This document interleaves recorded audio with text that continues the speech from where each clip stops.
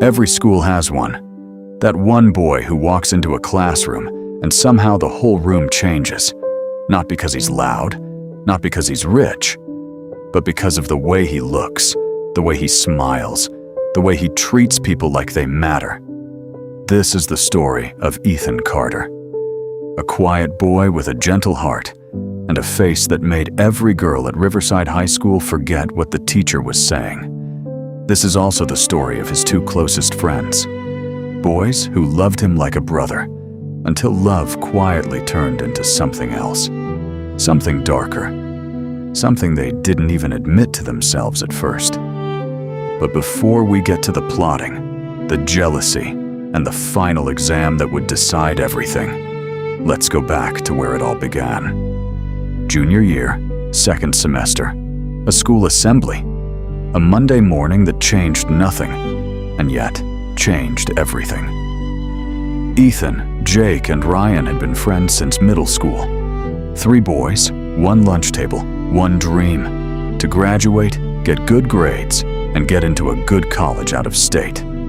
Jake was the loud one. Funny, a bit of a class clown, always the first to crack a joke when a teacher's back was turned. Ryan was the serious one. Books, calculations, a boy who wanted to be an engineer and never let anyone forget it. And Ethan was just Ethan. He wasn't the loudest, he wasn't the smartest, though he wasn't far behind Ryan either. But something about him drew people in. Maybe it was his eyes. Maybe it was the way he actually listened when you spoke to him, like your words were the most important thing he'd heard all day. The girls noticed first, then the teachers. Even Mrs. Reynolds, the strict calculus teacher who never smiled at anybody, would soften just slightly whenever Ethan raised his hand to answer a question. Jake used to joke about it. "Ethan, man, share the face a little. It's not fair that one guy gets all of it." They would all laugh. Back then, it was just a joke.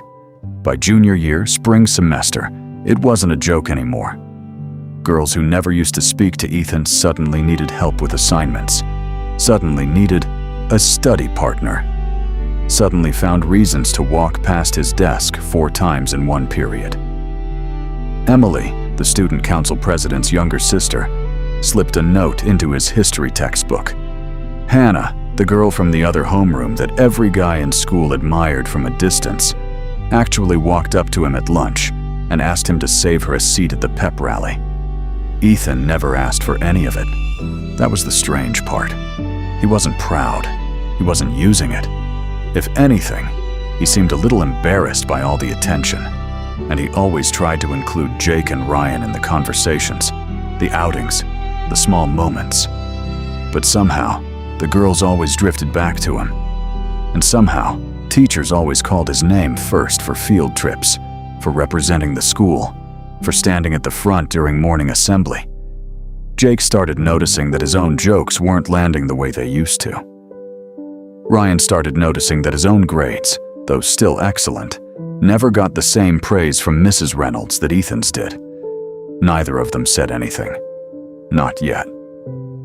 It happened on a Friday afternoon, during a group cooking project in home economics class. Mrs. Collins, the home economics teacher, was demonstrating a technique, and she asked for a volunteer to help hold a pan steady. Almost the entire class raised their hands, but her eyes went straight to Ethan. "Ethan, come help me for a second." Jake, sitting at the back, muttered under his breath. Like he's the only one with hands in this class. Ryan, beside him, said nothing, but his jaw tightened. After class, walking home, Jake finally said it out loud. "Ethan, man, you're getting a little too much attention around here. Even the teachers play favorites with you." Ethan laughed it off. "Come on, don't worry about that. You guys are my boys." But that night, alone in his room, Jake couldn't shake the feeling sitting in his chest. It wasn't hatred yet. Not exactly. It was something smaller, something quieter. Envy has a way of starting small, like a single spark, before it learns how to burn. Ryan felt it too, though he buried it under long nights of studying. telling himself it didn't matter, that only results mattered, that hard work would speak louder than a handsome face. He almost believed himself. Almost. Weeks passed, and the small spark didn't die. It grew. It grew when Ethan was chosen as the school's representative for the state debate championship, even though Ryan had a better argumentative record.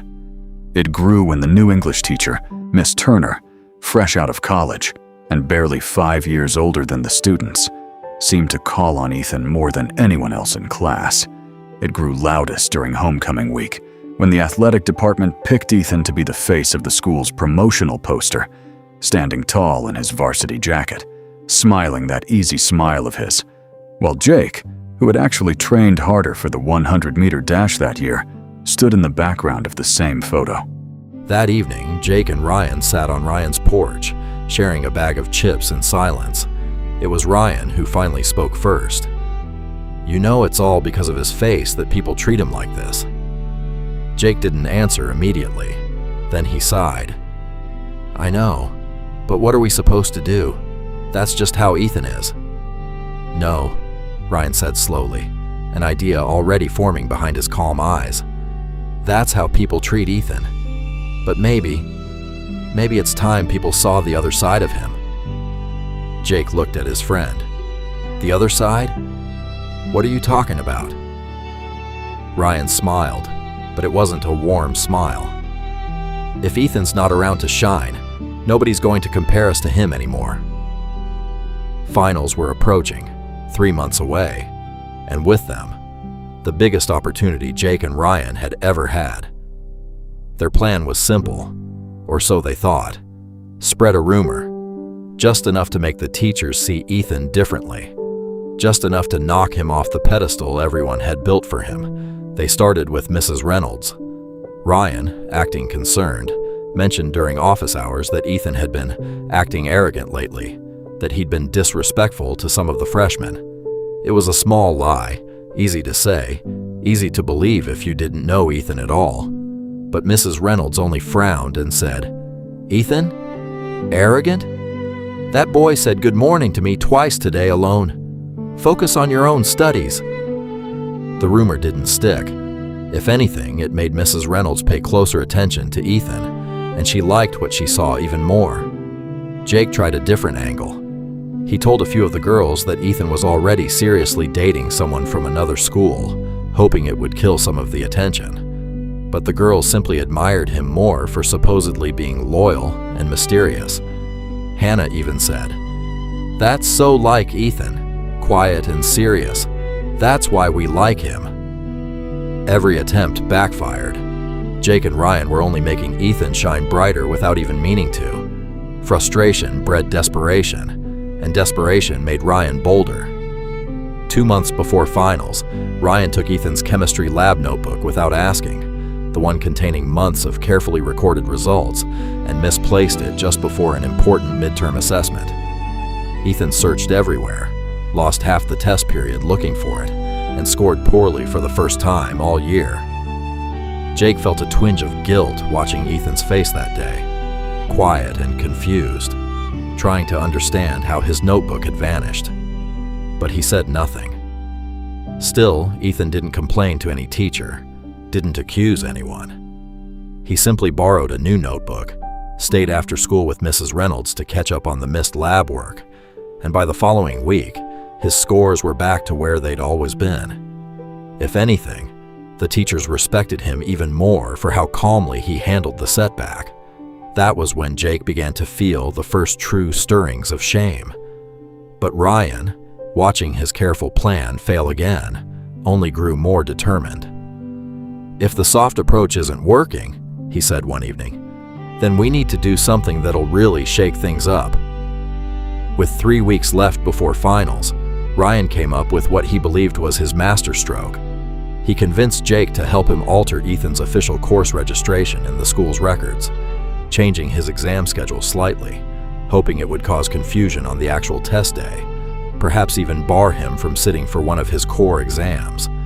It was risky, it was serious, and it was the closest they'd come to genuinely harming their friend's future. all because of jealousy they had let grow unchecked for almost a year. But on the day they planned to alter the documents in the school's front office, fate intervened. The registrar, Mr. Coleman, had already cross-checked all student registrations personally that same morning, matching every name against the original enrollment forms, because of a new district directive requiring extra verification that year. Jake and Ryan arrived at the office to find it locked, the documents already sealed and sent to the district testing board. Their plan collapsed before it even began. Jake let out a breath he didn't know he was holding, a strange mixture of relief and shame washing over him. Ryan simply stared at the locked door, his masterstroke undone by a policy neither of them had known about. The day of finals arrived, and the whole school buzzed with nervous energy. Ethan walked in, calm, prepared, having spent the previous week studying quietly, unaware of everything his friends had tried behind his back. He greeted Jake and Ryan warmly that morning, still treating them like brothers, still completely unaware of the storm they had tried to create around him. Jake could barely look him in the eye. Ryan forced a smile and wished him luck, the words feeling heavy and hollow in his mouth. Exam after exam, Ethan answered with the same calm focus that had carried him through every setback that year. Calculus, English literature, biology, chemistry, U.S. history. Subject after subject, he wrote steadily, confidently, never once suspecting how close he had come to being blocked from sitting these very exams. Jake, meanwhile, found himself distracted throughout his own tests, his mind replaying every scheme, every rumor, every stolen notebook. Ryan, usually sharp and composed, made careless mistakes he would never normally make, his guilt sitting like a stone in his chest. Weeks later, results day arrived, and the whole school gathered around the notice board pinned outside the front office. Ethan's name sat near the very top of the list, top marks across almost every subject, one of the best results the school had produced that year. Mrs. Reynolds, seeing his name, simply nodded to herself with quiet pride, unsurprised by what she already knew about the boy. Jake's results were average, noticeably lower than his usual standard, weighed down by a semester of distraction and guilt. Ryan's results, though still respectable, fell short of the top marks he had worked so hard for, the consequence of a mind too occupied with schemes to fully focus on his studies. Standing before the notice board, the truth became impossible to ignore. All their plotting, all their jealousy, had cost them the very thing they claimed to want, to be seen as equal to Ethan. Instead, it had only made them fall further behind, while Ethan, untouched by their schemes, rose exactly where his quiet, hard work and gentle heart had always been carrying him. That evening, Jake couldn't carry the weight any longer.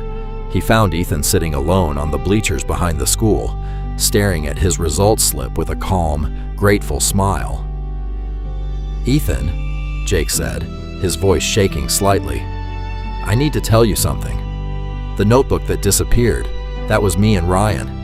We even tried to mess with your exam registration."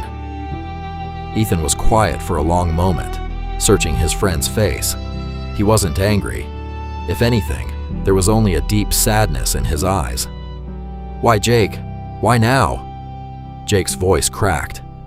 "Because everybody likes you. The girls, the teachers, everybody.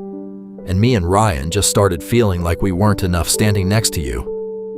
Ethan shook his head slowly. "You guys have been enough since middle school. I never once compared myself to you.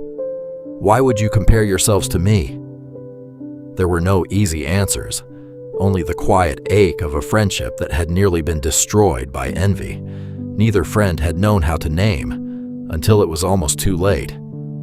In the end, Ethan forgave them. Not immediately, not without pain, but slowly, the way real forgiveness often happens, one honest conversation at a time. Jake and Ryan learned a lesson that year that no textbook could have taught them, that trying to tear someone else down never lifts you higher. It only distracts you from becoming who you were meant to be. Ethan never asked for the attention he received. He never used it against anyone. And in the end, It wasn't his face that carried him through finals. It was his heart, steady and kind, even when the people closest to him turned against him in secret. 3 friends walked out of Riverside High School that year with very different results on paper, but only one truth in their hearts: envy builds nothing. Kindness, quietly and patiently, always finds its way to the top. If this story touched you, let us know in the comments where you're watching from. And don't forget to subscribe to Storyverse Tales for more real-life stories every day.